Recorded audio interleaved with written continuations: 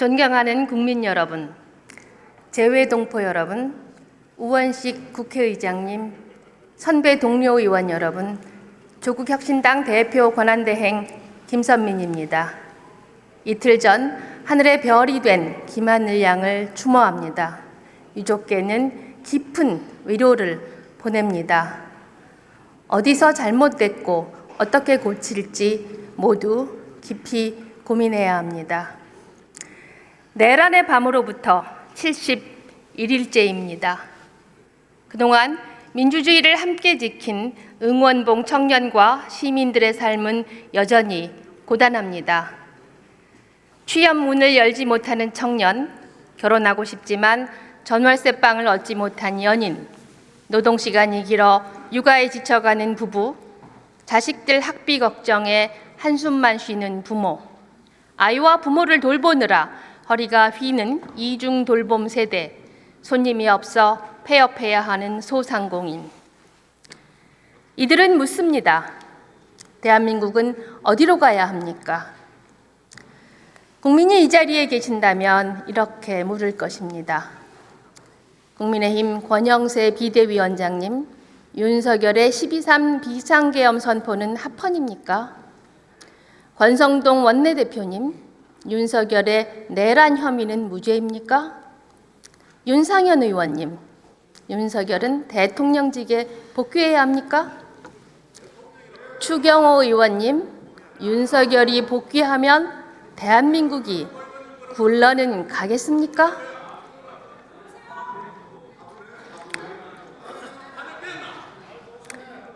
상황은 안개 속입니다. 내란 우두머리가 구속되자 폭도들이 법원에 난입했습니다. 종교 지도자를 자처하는 이들과 국민의힘 소속 일부 의원들, 대통령 변호인단 일부 지식인들이 폭동을 잠재우기는커녕 부추깁니다. 여당과 정부는 탄핵 심판을 늦추려고 책략을 부립니다. 독재를 내재화해 이 나라를 신유신 체제로 끌고 가려고 합니다. 이들을 숙주 삼아 극우 파시즘이 스멀스멀 도달하고 있습니다. 파시즘은 정치적 종족주의와 적을 먹이로 합니다. 특정 국가를 혐오의 대상으로 점찍습니다. 폭력과 혐오를 일삼습니다. 선거를 부정합니다. 저지되는 듯한 했던 내란은 끝나지 않았습니다. 법정과 길거리, 유튜브에서 이어지고 있습니다. 국민들은 다시 걱정하고 있습니다. 내란은 완전히 종식해야 합니다. 타협과 무마로는 할 수 없습니다. 내란을 완벽하게 종식하고 헌정 질서를 회복할 방법은 한 가지입니다. 돌려 말하지 않겠습니다. 12.3 내란 우두머리의 파면이 확정되고 조기 대선을 치르게 된다면 극우 내란 세력을 제외한 모든 이들이 단단하게 연합하여 압도적 승리로 집권해야 합니다.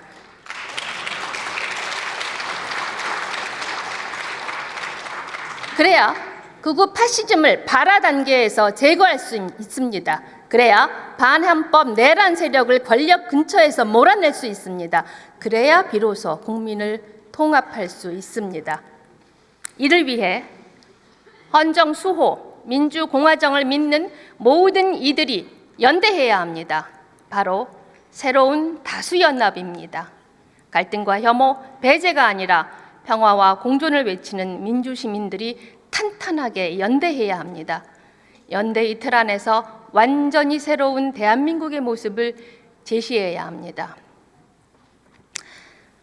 조국혁신당은 이를 위해 내란 세력을 제외한 모든 정당과 시민사회가 함께하는 원탁회의를 제안한 바 있습니다. 이름은 무엇이어도 좋습니다. 이를 통해 지금 매진할 과제가 있습니다. 첫째, 내란의 완전한 종식과 헌정 수호입니다. 하루라도 빨리 내란 세력과 그 무리를 단죄해야 합니다. 첫걸음으로 명태균 게이트 특검법을 통과시켜야 합니다. 명태균 의혹은 내란 감행의 비밀을 풀 열쇠입니다. 선거는 민주주의의 기본입니다. 선거 여론조사 조작을 수사해야 할 이유입니다. 헌정 질서 회복을 위해 국회에 반헌법행위 특별조사위원회 구성을 제안합니다. 독립법정기구인 반헌특위에 조사 권능을 부여해야 합니다. 수사가 필요하면 상설특검을 발동할 수 있게 해야 합니다. 그래야 내란의 진상을 낱낱이 밝혀 기록할 것입니다. 단죄의 근거를 마련해 내란 세력을 발본색원해야 합니다. 둘째, 내란 세력을 잉태하고 배출한 권력기관을 개혁해야 합니다. 특히 검찰입니다. 검찰은 지난 70년간 권력 주변부에 있다가 현 정권에서 스스로 권력이 됐습니다. 검찰의 최대 피해자가 누굽니까? 바로 조국과 이재명 두 야당의 전현직 대표입니다. 검찰은 고쳤을 수 없는 조직입니다. 다음 정권에서도 초반에는 말을 듣는 듯 하다가 힘이 빠지면 바로 뒷목을 물어뜯을 것입니다. 조국혁신당은 국회에 검찰개혁 4법을 제출해 놓았습니다. 2월 국회에서 처리해 주시길 촉구합니다. 셋째, 정치적 양극화를 극복하기 위해 정치를 개혁해야 합니다. 대한민국 정치는 양극화에 빠져들었습니다. 응원봉 시민은 다양성을 요구합니다. 이들의 목소리는 흑과 백만으로는 표현할 수 없습니다. 이제 다원적 민주주의와 다당제가 우리 정치에 정착할 때가 됐습니다. 국회에 정치개혁특별위원회를 두고 논의해야 합니다. 민주당 이재명 대표께서도 제안한 국민소환제도 여기서 논의합시다. 유신 정권이 국회 진입을 좁히기 위해 높였던 교섭단체 기준을 원래대로 정상화할 것을 촉구합니다.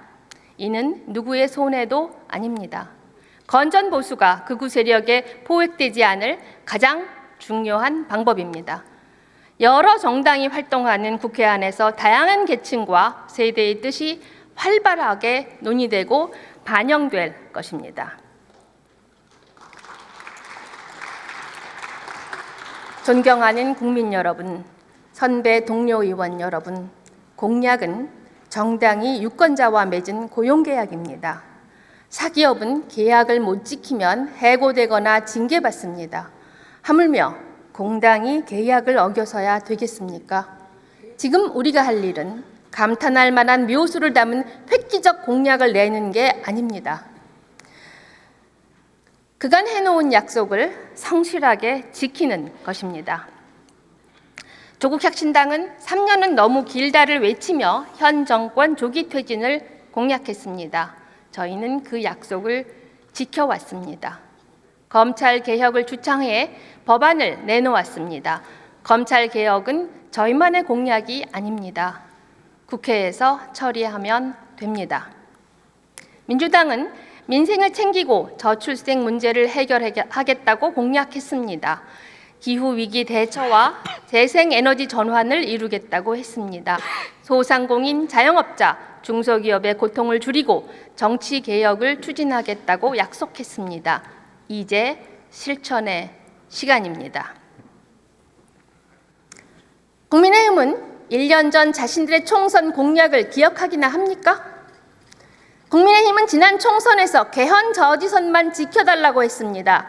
100석을 간신히 넘겼습니다. 이후 내란 우두머리에 위헌 위법한 행위를 옹호해왔습니다. 이제 와서는 개헌을 하자고 합니다. 국민의힘의 공약 이행을 촉구하는 것만큼 무망한 일이 있을까 싶습니다. 국민의힘 앞에는 두 가지 길만 남았습니다. 첫째, 내란을 옹호하고 탄핵을 지연시키다 위헌정당 심판을 받는 일. 둘째, 내란을 빨리 끝내고 진짜 보수정당으로 거듭나는 일. 이제 선택하십시오.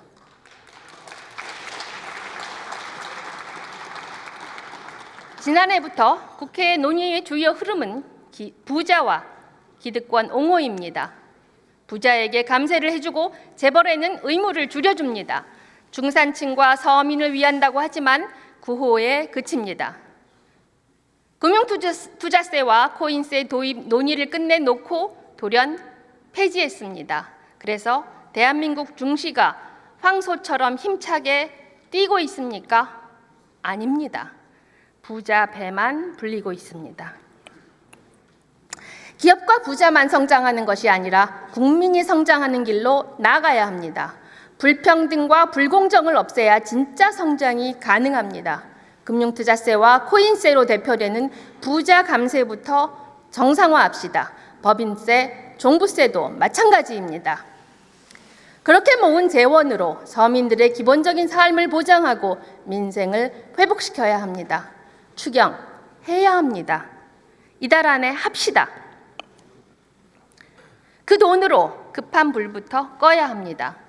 소액 연체자는 대부분 소상공인 청년들입니다. 이들 부채를 탕감해 주어야 합니다. 그들에겐 생명줄입니다. 취약차주 대출 잔액은 95조 원에 육박합니다. 이들 채무를 조정해 주어야 합니다. 그래야 경제 실핏줄에 피가 돕니다. 소액 생계비를 대출해 줘야 합니다. 내란 극복 지원금도 1인당 30만 원을 지급해야 합니다. 이것은 강에다 내다 버리는 돈이 아닙니다. 급한 집에는 요긴한 자금으로 소상공인과 자영업자에게는 숨통이 될 것입니다. 돈이 돌면서 경제 활성화의 마중물이 됩니다. 지금 국회에는 부자의 시각이 아니라 서민 눈높이가 필요합니다. 대한민국은 더 탄탄한 나라가 돼야 합니다. 국민은 인간답고 탄탄한 삶을 살아야 합니다. 조국혁신당은 광장의 다양한 목소리를 제도화하겠습니다. 첫째, 사회권 선진국 2030을 추진하겠습니다. 우리 국민의 노력으로 대한민국 경제는 세계 10위권으로 성장했습니다. 하지만 OECD에서 발표하는 삶의 질 지표는 32위로 최하위 수준입니다. 주거, 건강, 교육, 노동, 디지털, 환경, 문화, 돌봄 등 8개 분야에 대해 연도별 입법 과제와 재원 조달 방안 등을 담은 5개년 종합계획을 수립하겠습니다.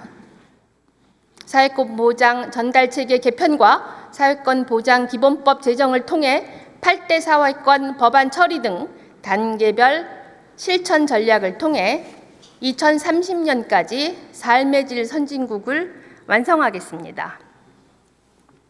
내일부터 상세한 내용을 국민께 공개하겠습니다. 둘째, 혁신 경제를 추진하겠습니다. 탄핵 이후의 경제는 탄핵 이전과 완전히 달라야 합니다. 불평등과 양극화의 폐허 위에 조세정의를 바로 세우고 국가 재정을 확대하고 우리 경제의 혁신 역량을 키워야 합니다. 최근 수십 년 동안 미국과 유럽에서 시가총액 상위 기업들이 활발히 바뀌었습니다. 하지만 우리나라는 거의 그대로입니다. 1998년 48% 수준이었던 30대 대기업의 GDP 대비 매출액 비중이 지금은 무려 77%에 달합니다. 젊은 혁신 기업이 성장하는 토대를 마련해야 합니다. 재벌의 경제력 집중 해소를 통해 시장에 경쟁을 도입해야 합니다. 대기업 시장 경쟁력의 원천이 단가 후려치기와 기술 탈취여서는 안 됩니다. 초기술과 인적 자본이 되도록 최종재 시장과 부품 소재 시장의 재벌 독점 구조를 혁신해야 합니다. 혁신 경제로 대한민국의 성장 엔진을 재점화하겠습니다. 셋째, 대한민국 금기 깨기에 나서겠습니다. 불평등의 원인은 승자 독식 구조입니다. 우리 사회에 뿌리 깊이 박혀 있는 승자 독식이라는 괴물을 쫓아내야 합니다. 불평등이 구조화되고 대를 이어 세습되는 사회 경제적 위기를 해소하는 데 전력을 다하겠습니다. 국가 재정을 독점해 재정 파탄을 초래한 기획재정부를 경제기획부와 예산처로 개편하겠습니다. 대통령실 세종시 완전 이전을 추진하겠습니다. 법조 카르텔이라는 강고한 금기를 깨기 위해 서초동의 대검, 대법원 등을 지방으로 이전하겠습니다. 그 자리에는 사회통합형 공공임대 분양주택을 건설해 국민주거권 보장의 상징적 공간으로 탈바꿈시키겠습니다. 존경하는 국민 여러분, 선배 동료 의원 여러분, 위대한 국민은 2017년 촛불혁명을 일으켰습니다. 안타깝게도 미완에 그쳤습니다. 정권은 바뀌었지만 삶은 바뀌지 않았습니다. 반복되어서는 안 됩니다. 우리는 내란 우두머리를 파면한 이후에도 연대하고 서로 응원해야 합니다. 그래야 완전히 새로운 민주주의로 나아갈 수 있습니다. 대통령 한 명 바뀐다고 달라지지 않습니다. 삶을 바꾸기 위해 정부와 국회는 물론 시민사회가 큰 물줄기로 흘러야 합니다.